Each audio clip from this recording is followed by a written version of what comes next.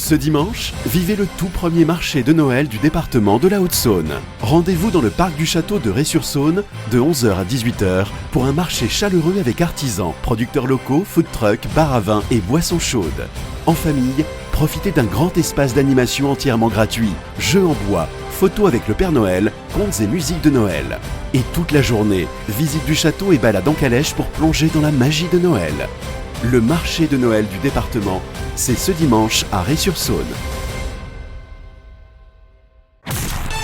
Comtoise Radio, l'actu dans les Vosges saunoises, Jean-Pierre Poinceau. Bonjour, notre région a du talent. Bon, dit comme ça fait spot pub, mais c'est une réalité dans les Vosges saunoises et c'est dans cet esprit que l'Office du tourisme de Luxeuil a récompensé plusieurs producteurs locaux.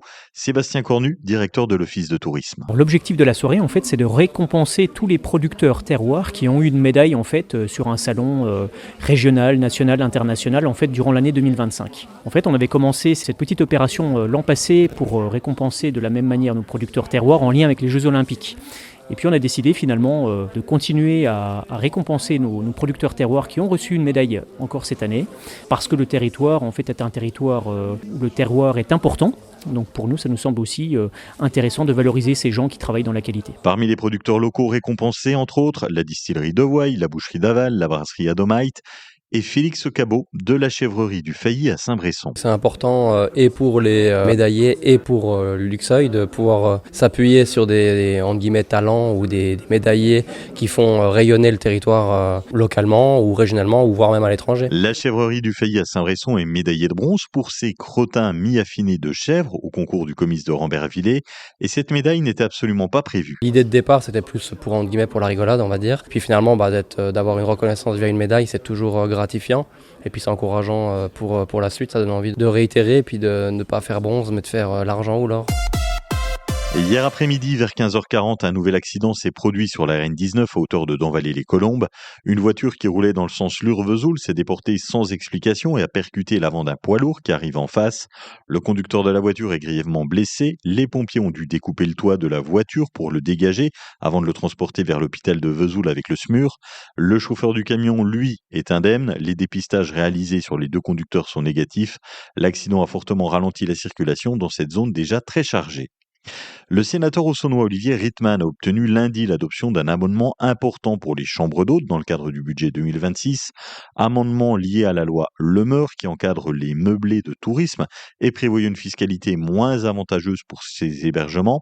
Avec ce vote, les chambres d'hôtes ne seront plus soumises aux mêmes règles que les locations de type Airbnb.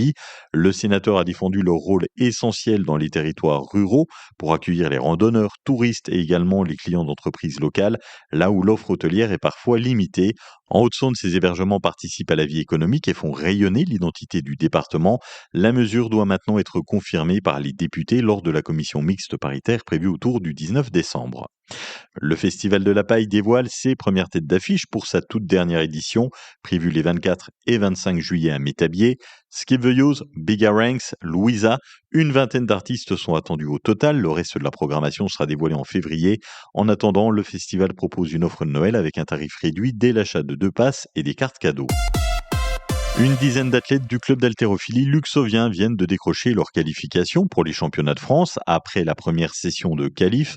Un bon début de saison pour le coach du club Emmanuel Lepaul. On est sur un très bon début de saison avec déjà 13 athlètes qualifiés au championnat de France individuel, donc jeunes et seniors, avec une bonne répartition. Il me semble qu'on doit avoir 8 aux France jeunes et 5 aux France seniors, avec plus ou moins autant d'hommes que de femmes, donc c'est très bien. La prochaine qualification, du coup, ça sera en février, donc on a le temps de retravailler pour ceux qui n'ont pas réussi à se qualifier là.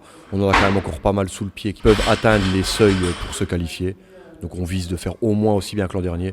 De mémoire, on en avait une vingtaine l'an dernier, donc on a déjà fait une bonne partie du chemin. Samedi soir, au gymnase des Meurises, Luxeuil Handball organise une tombola au profit du Téléthon. Alors évidemment, ça jouera également sur le terrain.